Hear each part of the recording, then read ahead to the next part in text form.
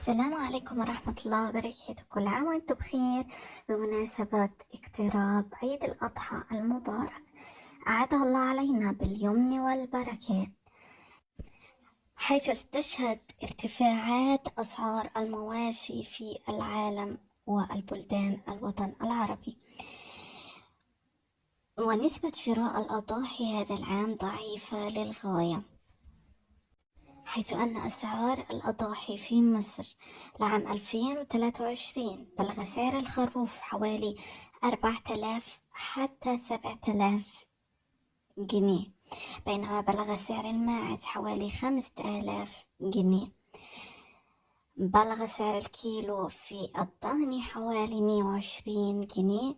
أسعار الأضاحي الضاني: سعر كيلو اللحم الضاني نوع البرقي نحو 120 جنيه، أما السواني 115 جنيه وحتى 130 جنيه. حيث سنستعرض خلال الأيام المقبلة حتى قدوم عيد الأضحى المبارك، نستعرض معكم أسعار الأضاحي لعام 2023 في معظم الدول العربية من عجول وخراف وماعز. يبدأ بيع صكوك الأضحية حتى تاريخ قدوم عيد الأضحى المبارك.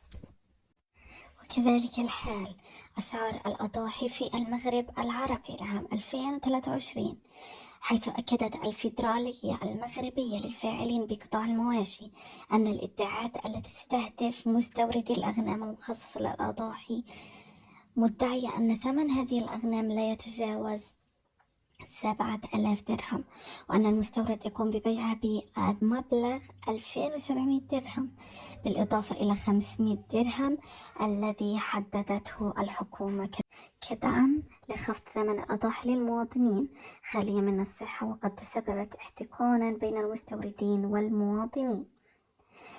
وأكدت الفيدرالية يوم السبت أن ثمن الأغنام على مستوى الدول الأوروبية المرخصة للاستيراد منها يصل إلى 57 درهما للكيلو الواحد، فإن ثمن خروف يزن 50 كيلو سيصل إلى 2850 درهم وليس إلى 700 درهم كما جاء في مجموعات التصريحات. وأضافت المصدر ذاته أن الفيدرالية المغربية للفاعلين بقطاع المواشي تتبع بشكل يومي عملية الاستيراد ومعاناة المستوردين في البحث عن الأغنام التي أصبحت شبه منعدمة بمجموعة من الدول الأوروبية بسبب الإقبال الكبير على أغنام الدول الأوروبية من قبل مجموعة من الدول العربية.